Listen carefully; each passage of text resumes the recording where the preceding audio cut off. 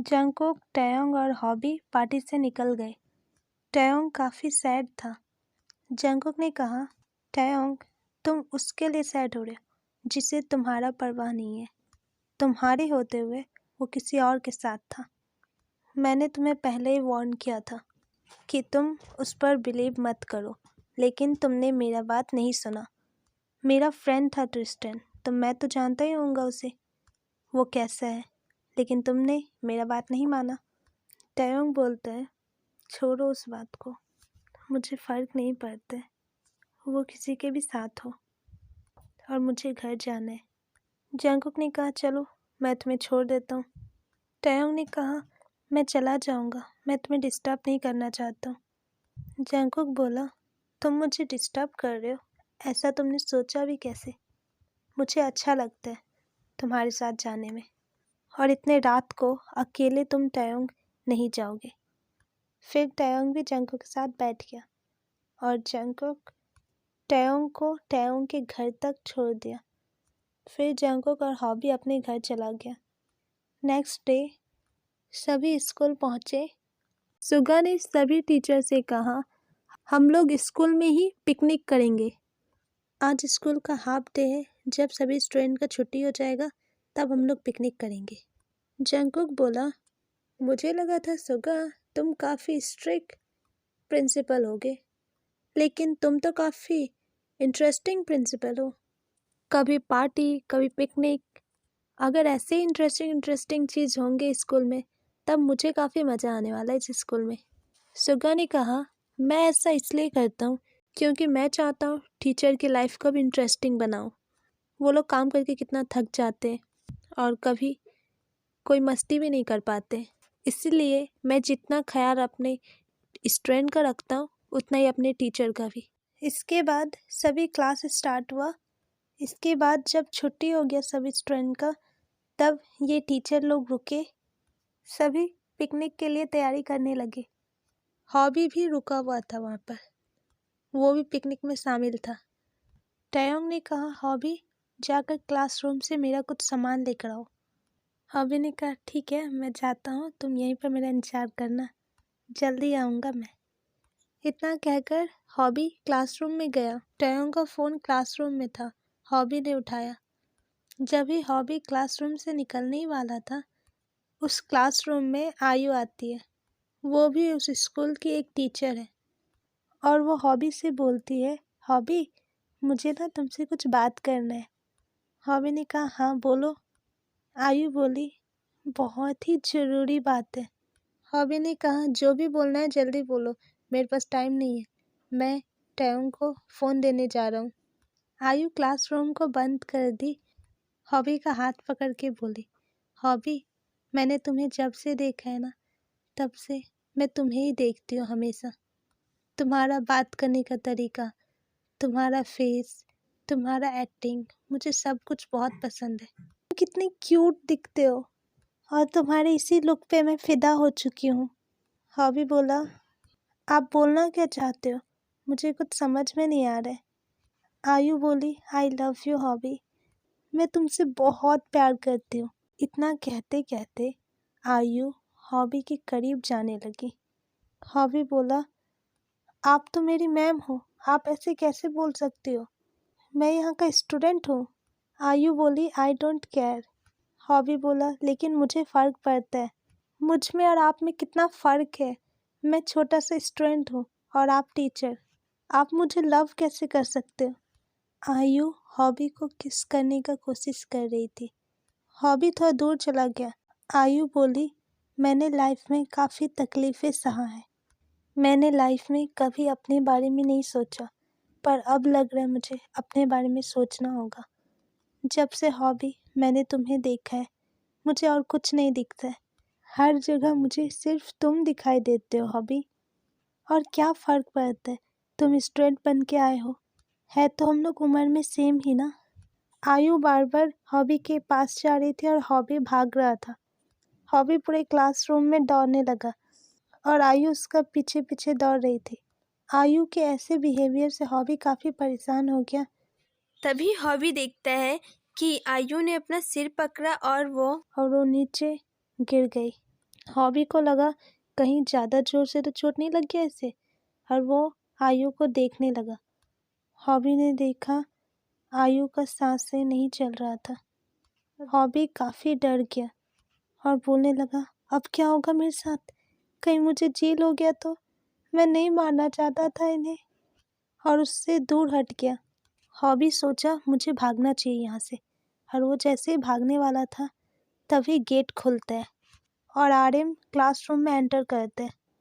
आर्यन बोला, हॉबी तुम खिड़की से कहाँ जा रहे हो? हॉबी ने कहा, कहीं नहीं जा रहा हूँ मैं तो यहीं पर खेल रहा था। आर्यन ने जब देखा आयु को नीचे गिरा हुआ, आर्यन ने भी देखा कि आयु का सांसें नहीं चल रहा था। आर्यन ने कहा, ये कैसे हो गया? हॉबी ने कहा, आर्यन भैया आपने इसे मार दिया? आपने मैम को मार दिया? ये तो पहले से गिरी हुई थी। मैंने कुछ नहीं किया, सब तूने किया है हॉबी। हॉबी ने कहा, झूठा मूठा इल्जाम मुझ पर मत लगाइए। मैंने कुछ नहीं किया है, जो किया है आपने किया है, और मैं सभी टीचर को बता दूंगा। आपने मैम को मार दिया। मैं तो खेल रहा था, मैंने तो देखा भी नहीं कि मैम भी आई थी यहाँ। हॉबी तू किसी और को मत बताना, नहीं तो मेरा नौकरी चला जाएगा। मेरे आने से पहले ही ये गिरी हुई थी।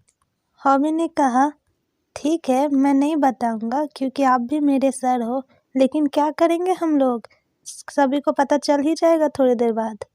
फिर भी तो आपका नौकरी जाने ही वाला है, कुछ सोचिए। ये दोनों सोचने लगे कि क्या करेंगे अब। तब तक में वहाँ पर सुग्गा भी आ जाता है और सुग्गा बोला, तुम दोनों यहाँ क्या कर रहे हो, और ये आयु नीचे क्यों लेटी हुई है?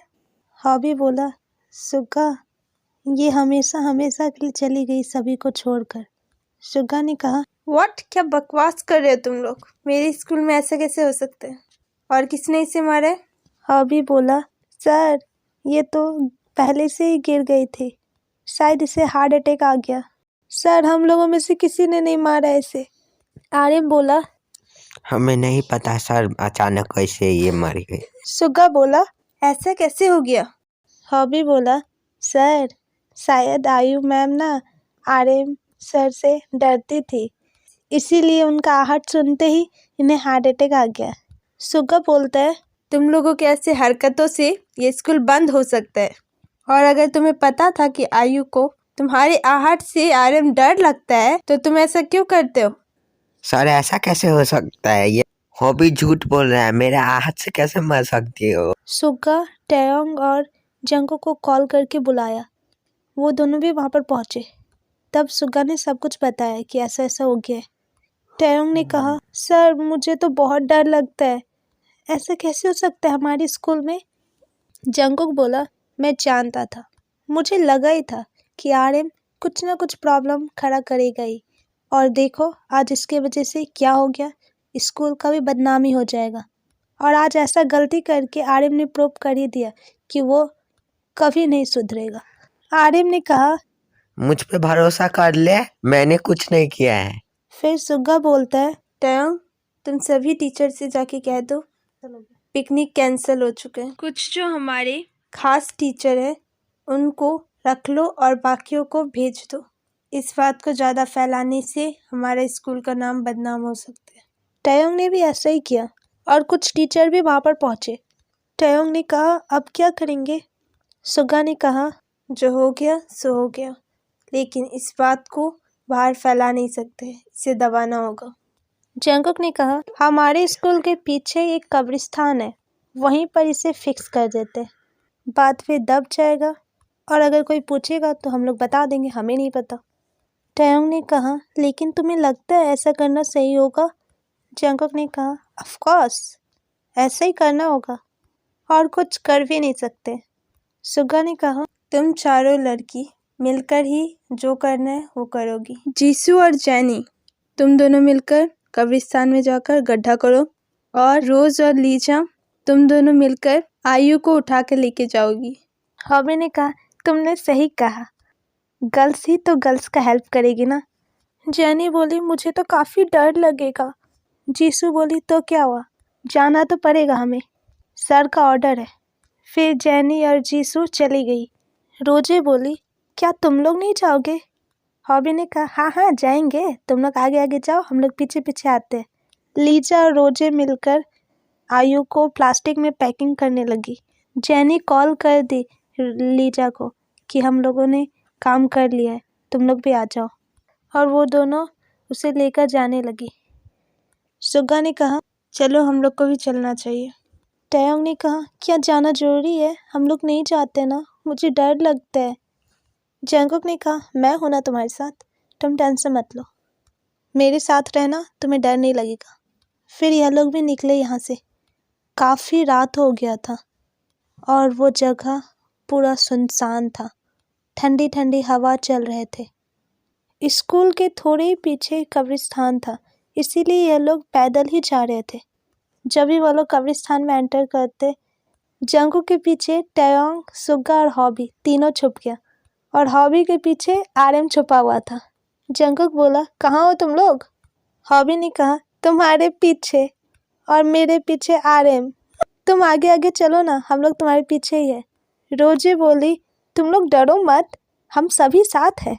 हॉबी ने कहा, तुम तो आगे जाओ और मुझसे दूर रहना, ठीक है? कब्रिस्तान काफ़ी डरावना लग रहा था क्योंकि रात का समय था। जेनी और जीसू जहाँ पर गड्ढा करके रखी थी वहाँ पर यह लोग पहुँची। जेनी बोली, अब क्या करें?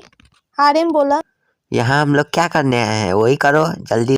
वैसे ही मेरे को डर लग रहा है यहाँ पे क्या जो है। लीजा आयु को उसमें रख दी और ऊपर से माटी रख दिया गया। जंगकुक बोला, यहाँ जो भी हुआ है किसी को कुछ पता नहीं चलना चाहिए। तुम सभी को यह ख्याल रखना है, और ख़ास तौर पे तुम चारों गर्ल्स, तुम लोगों को ज़्यादा ध्यान रखना है। तुम लोग बोल मत देना किसी से भी। टयोंग बोला, क्या स्कूल में जाकर बात कर सकते हैं हम लोग? चलो ना यहाँ से, यहाँ क्यों रुके हो? इतना रात हो गया है और 12 बजने वाला है, हमें यहाँ पर नहीं रुकना चाहिए, जल्दी निकलो यहाँ से। जंगकुक बोला, तुमने सही कहा, हमें निकलना होगा अभी, चलो चलते सभी कोई। सभी वहाँ से निकलने लगे। काफ़ी डेंजरस माहौल हो गया था वहाँ का। जा ही रहे थे कि तभी जेनी एक गड्ढा में गिर गई और वो चिल्लाने लगी, बचाओ मुझे, मैं गिर गई हूँ। टयोंग बोला, एक काम करते, हम लोग चलते, ये लोग आपस में संभाल लेगी। रोजी बोली, ऐसे कैसे कर सकते हो, हमारे साथ जाना ना, रुको ना थोड़ा सा। आर्यम ने कहा, ठीक है, मैं भी हेल्प कर दूंगा। लीजा, आर्यम और जीसू मिलकर जेनी को निकाली बाहर। जेनी पूरा डर गई थी और हॉबी को यहाँ पर थोड़ा दूर में एक परछाई दिखाई देता है। तब हॉबी ने कहा, भागो यहाँ से सब कोई। इतना कह के वो लोग दौड़कर भागने लगे वहाँ से। ये लोग यहाँ से दौड़कर स्कूल की ओर जाने लगे। माहौल काफ़ी डरावना सा हो गया था। बारिश भी काफ़ी तेज आने लगा। ये लोग बारिश में भी दौड़ते हुए स्कूल पहुँचे। एक जन ने पहले ही सफाई कर दिया था उस जगह पर जहाँ पर ऐसा हुआ। सुग्गा ने कहा, सब कोई नहा लो और ड्रेस बदल के क्लासरूम में मिलते हैं। इन लोगों को पता था पिकनिक होने वाला है, इसलिए ये लोग अपने लिए एक्स्ट्रा ड्रेस लाए थे। फिर सभी नहाने के लिए चले जाते। नहा सुना के अच्छे से फ्रेश होकर और न्यू ड्रेस पहनकर यह लोग वापस आए। सुग्गा के ऑफिस में आकर सभी बैठे। सुग्गा ने कहा, अब तुम लोग ही बताओ क्या करना चाहिए। जंगकुक ने कहा, कुछ दिनों तक स्कूल बंद कर देंगे जिससे कुछ पता नहीं चलेगा, और सभी स्टूडेंट को हॉलीडे छुट्टी दे देना। जब तक यह बातें सभी भूल नहीं जाते तब तक स्कूल बंद रहेगा, और ये सभी के लिए शायद अच्छा होगा। लीजा बोली, तुमने सही कहा, वैसे भी आयु का कोई नहीं है फैमिली, तो पता भी नहीं चलेगा, और कुछ दिनों में ही ये बातें भी ख़त्म हो जाएगा। तब तक हम लोग भी कहीं कहीं चले जाते। रोज बोली, मैं ऑस्ट्रेलिया जा रही हूँ कुछ दिनों के लिए। लीजा बोली, और मैं थाईलैंड जा रही हूँ। सुग्गा ने कहा, तुम लोग ज़्यादा दूर नहीं जा सकती हो, सभी यहीं पर रहना होगा, लेकिन छुप कर, और कुछ दिनों के लिए कोई भी एक दूसरे से बातें नहीं करेगा। सभी ने कहा, ठीक है। जंगकुक बोला, हम लोगों को अभी निकलना होगा यहाँ से, क्योंकि रात को यहाँ नहीं रह सकते, रिस्की है। स्कूल का बस है ना, उसमें ही बैठकर हम लोग निकलेंगे। टयोंग ने कहा, लेकिन ड्राइवर तो नहीं है। हॉबी ने कहा, मैं कब काम आऊँगा, मैं चलाऊँगा बस, मुझे आता है। रोजे बोली, ठीक है चलो निकलते हम लोग। फिर यह लोग मिलकर सभी स्कूल को लॉक कर देते और बस में बैठ जाते। फिर इस लोगों का बस निकला। सभी काफ़ी डरे हुए थे। सो आज के लिए इतना ही। अब आगे देखेंगे क्या होगा। आप लोगों को क्या लगता है, जो इन लोगों ने प्लानिंग किया है वो सक्सेसफुल हो पाएगा? यह लोग क्या सच को छुपा लेंगे? ये सभी सवाल का जवाब आपको नेक्स्ट एपिसोड में पता चलेगा। Thank you for watching this video. Like, share and subscribe.